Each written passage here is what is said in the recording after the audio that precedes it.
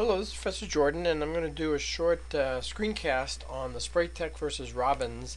This is a issue on title and risk, and it's a fairly simple case. We have a seller here, which is Nero.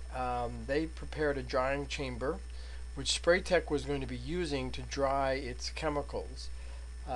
This issue revolves around when title passed.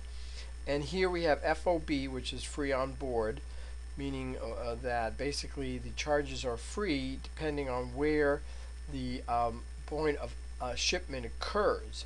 If the place of shipment is, or the agreement is the place of shipment shall be from the origin here, then it's from the place of shipment, and therefore the seller here bears the risk and expense until he delivers the drying chamber to Robbins, the carrier.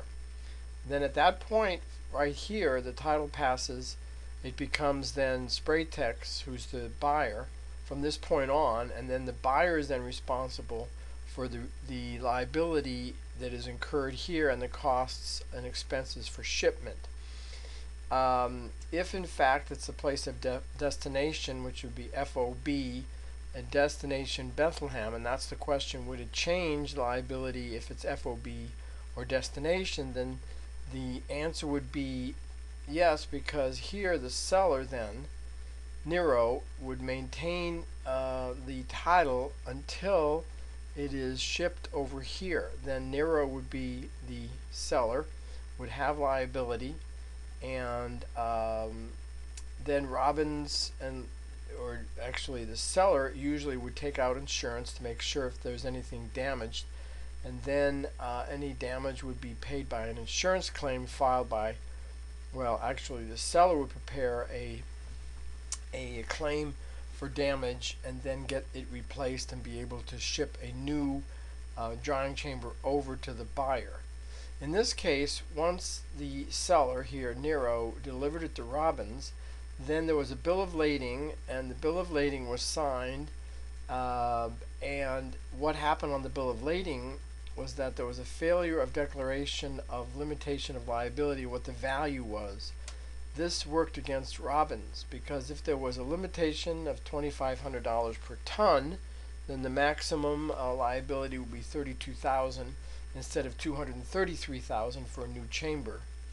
So at this point then, when Robbins comes over here, he in essence is delivering goods that belong to the buyer, and then the issue is what was the contract then between Robbins and the buyer, and the buyer then entered into a contract which was the bill of lading. The bill of lading failed to list the value, and that was a mistake because Nero didn't list what the value was.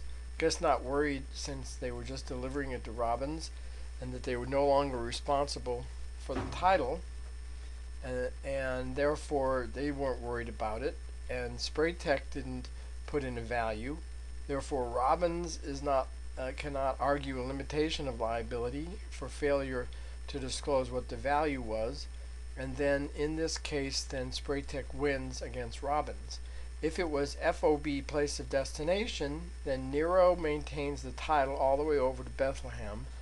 Then seller Nero makes sure that there's insurance, and then plaintiff would not be able to file a claim against the seller or against Robbins, because the title, in order to prove damage to the goods, then Spraytec wouldn't be the owner until the goods were delivered to Spraytec in Bethlehem, Pennsylvania.